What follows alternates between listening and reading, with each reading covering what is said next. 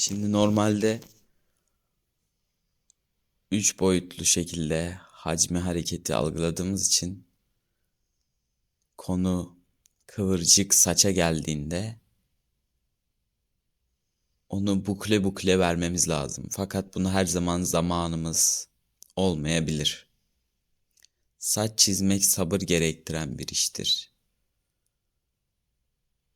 Fakat ben şimdi kıvırcık saçı daha kolay yoldan yapmanın yolunu anlatacağım. Kıvırcık saçta daha genel bir hacim algılama söz konusu.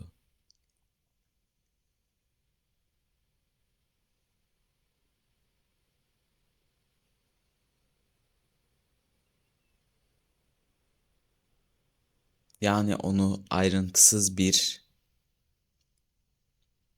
sanki bir yastıkmışçasına başta düşüneceğiz. Işık yukarıdan geliyorsa aşağı kısımlara daha az düşecek. Bu yüzden şimdi ışığın az düştüğü yerleri belli ediyorum.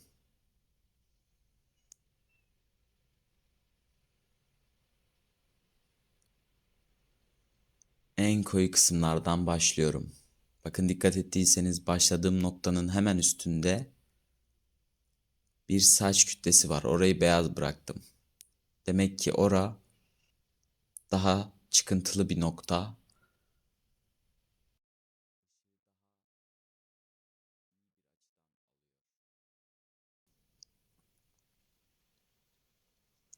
Saç köklerinde de aynı şeyi yapıyorum.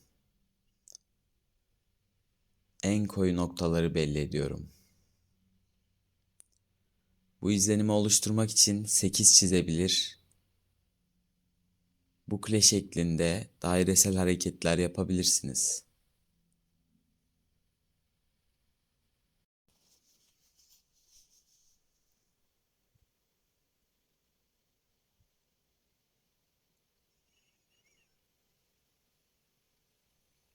Burada ışığın düştüğü noktayı belli etmek için hacim yani saçın kütlesini düşünerek ışığın hemen arka planına koyuluk veriyorum. Böylece bir 3 boyutluluk kazandırdım.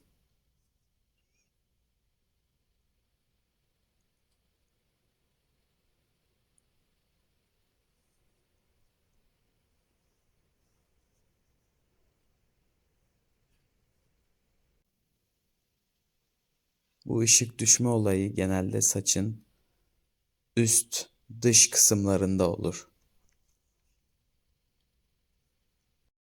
Silgiyle ışığı belli ederken yine benzeri kıvrımlı dairesel hareketler kullanıyorum.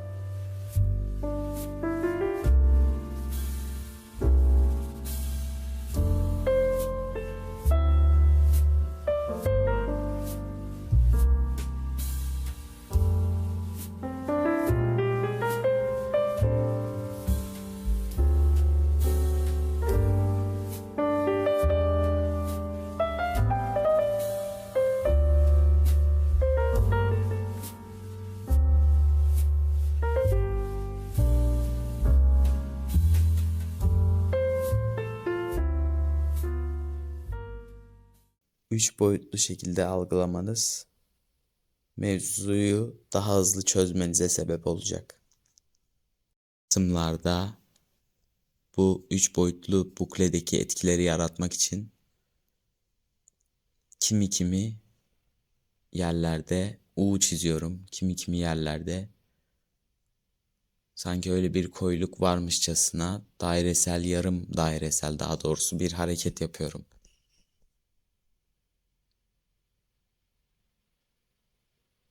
Yine dış taraflara doğru ışık düşmüşse bir kıvrım veriyorum.